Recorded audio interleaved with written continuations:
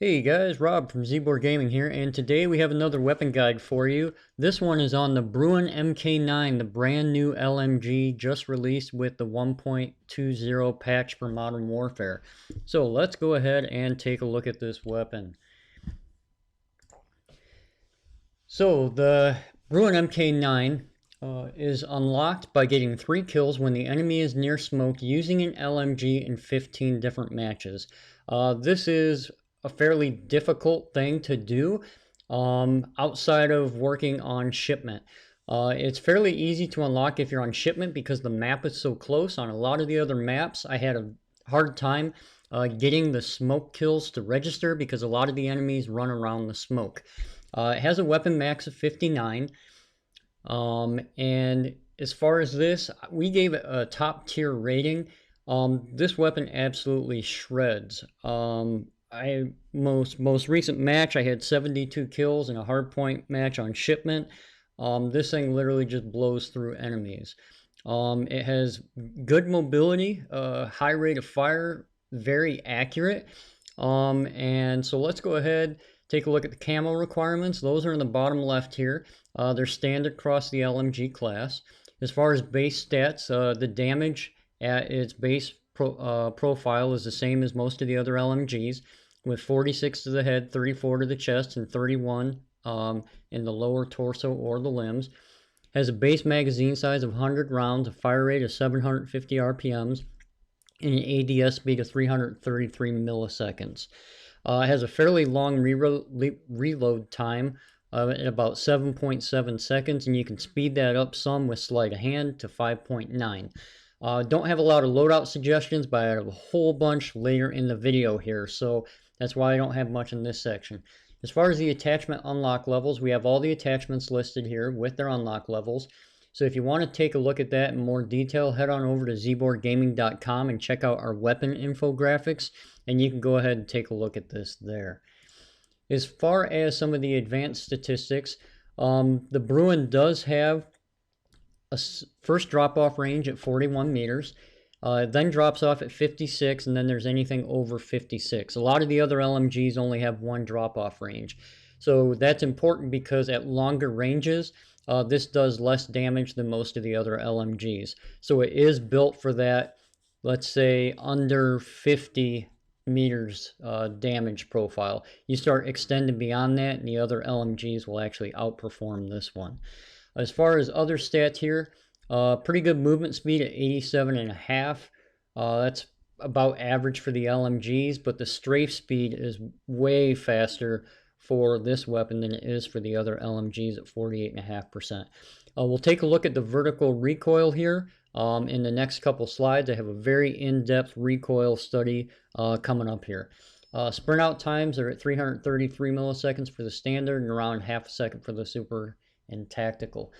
As far as the specialized attachments, we'll go through the barrels fairly quick. You get 20% range increase for the Horizon, 25% damage range increase for the Summit, and you actually lose about 12.5% on the Bruen 18-inch Para. That is more of a mobility barrel. You get the additional aim down sight, movement, walk speed, etc. with that barrel. We'll take a look at the ammo attachments on one of the upcoming slides, but if you want to look at more detail, go ahead and pause here and look at that. So as far as the mobility comparison, we have a mobility chart at ZborGaming.com, and you can see here where the Bruen stacks up compared with the other LMGs. You can see as far as the overall base movement speed, it is one of the slower ones in the game. But as far as its strafe speed, it's actually faster than most of the marksman rifles, all the rest of the LMGs, the sniper rifles, and some of the assault rifles. So keep that in mind. This gun strafes fairly well. So as far as the recoil testing, we did a 25-meter test here on Candor Hideout. And you can see here on the right, we have the damage profiles. So all the base damage will apply at this range. And as far as the barrels, you can see here that for the Horizon barrel, that base range will go out to 49. For the Summit, out to 51.5. And for the Para, it will drop to 36. So let's go ahead and take a look at the idle sway, the ADS, the recoil, and the reload speed here. So here you can see the idle sway. It does float around quite a bit, and this is with the VLK 3.0X optic on. Now I do a couple ADS, and you can see the ADS is quite slow just with this attachment. As far as the recoil, you see it goes straight up, kicks to the left some, then goes vertical. And that was a 50 shot test there. You'll see that most of the tests we do are about 50 rounds. And you can see that reload speed was about 7 seconds. So moving on, first thing we wanted to look at here in the recoil test was the different ammo to see if changing the ammo had any effect on the recoil. It doesn't state it does in any of the properties, and you can see here based off the testing, regardless of the ammo you use, the base recoil profile will be the same.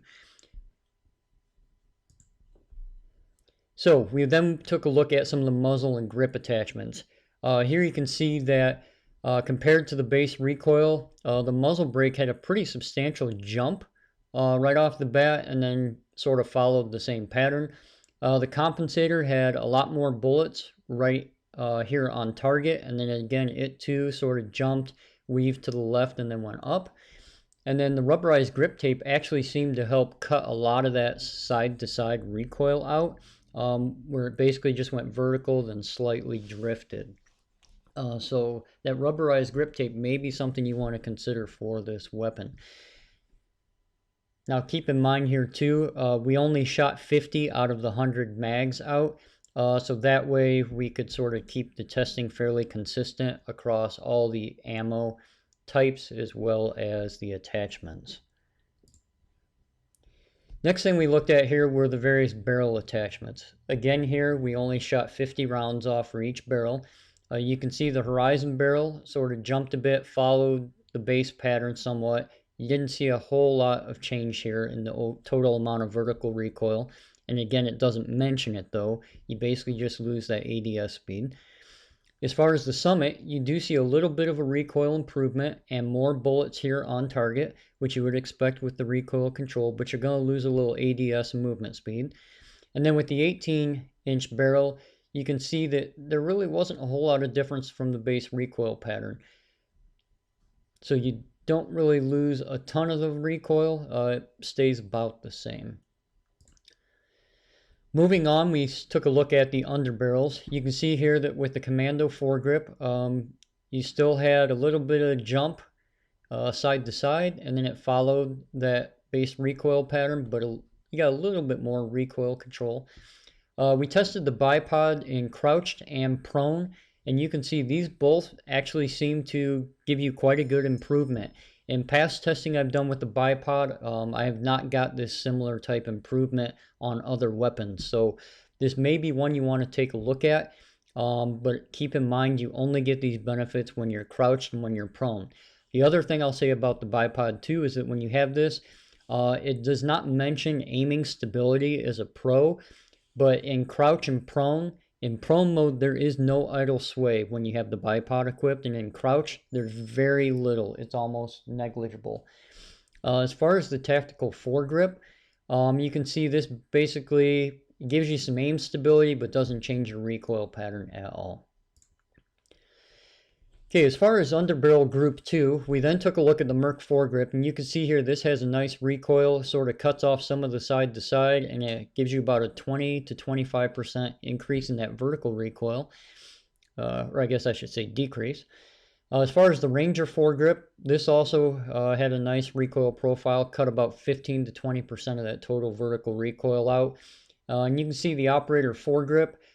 This actually helps cut some of the side to side out, goes straight up for about the first 15-20 bullets, and then again sort of does a zigzag here. The bullet pattern on the right is also the Operator foregrip, but I wasn't paying attention and I shot too many bullets off, so I wanted to go back and do it with just 50 to see where the cutoff was here. Moving on, the last attachment we wanted to take a look at was the no stock attachment, because it claims here that it hurts your recoil control. And here you can see there is a definite change in the total amount of vertical recoil when you have the no stock equipped. So keep that in mind. It does give you quite a nice boost to your movement and ADS speed, but you do lose some of that recoil control. So we decided to now take a look at some various loadouts. So the first loadout I was shooting for here was a minimal recoil loadout. So I tried the compensator, the Summit Barrel, Merc foregrip, granulated grip, and the VLK optic, and you see I had a very nice recoil pattern. A lot of bullets right on target here. So, but this is a very slow ADS build, so keep that in mind. This one is probably better for more of a ground war type mode. Loadout 2, I tried to balance this out a little bit, add some ADS speed with the stipple grip, get some aim stability with the commando foregrip, not as much damage over range with the horizon barrel, and then help minimize with the compensator. So this is a good overall just balanced build. And I have down here VLK optic optional. Again, you can choose whatever optic you want. We just had the VLK on to help us sight in these targets a little better. Loadout 3, we were going for aiming stability, really trying to minimize that idle sway when you're aiming down sights. So that tack laser with the commando foregrip definitely helped. There was no idle sway on this build.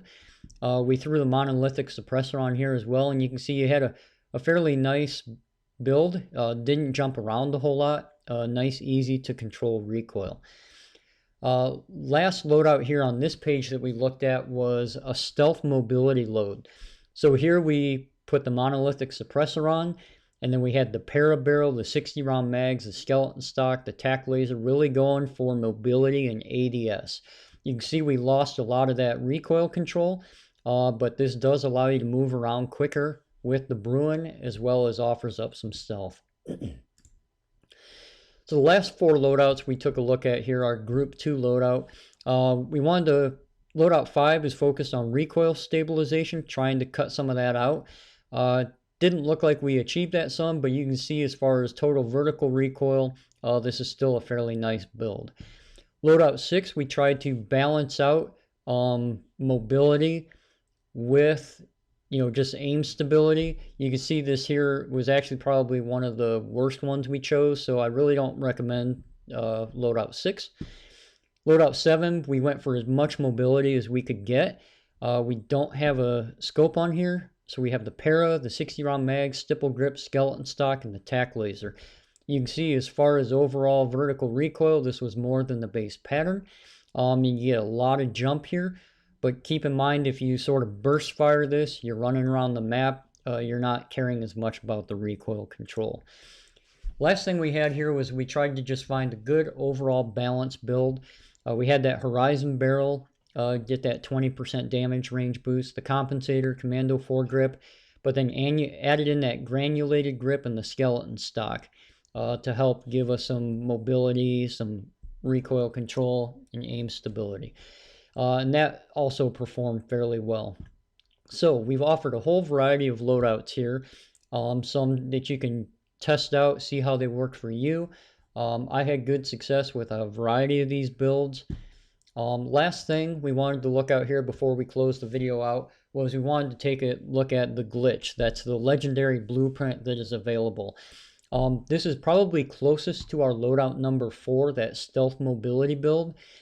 Because we had that para, the 60 round mags, and the skeleton stock. That granulated grip tape helps with your aim stability, as does the tack laser. So the only difference here is really we have a monolithic suppressor on, and they have the mini reflex sight. So you're going to lose some of that stealth and additional damage. And really the monolithic suppressor, extra damage helps balance off the damage range you lose with that para barrel. So the glitch, if you're wondering how that would perform, take a look at our loadout 4. It would probably fall right around there. So with that, I hope you enjoyed the video. I hope the various loadouts and the attachment help you when you're crafting your Bruen. I highly recommend spending the time to unlock the weapon. You won't be sorry. This thing shreds. It's probably one of the best LMGs out there now, in my opinion. Again, hey, thanks for watching the video. Please comment, like, subscribe, hit that bell notification so you can see when more weapon guides get released. Thanks a lot.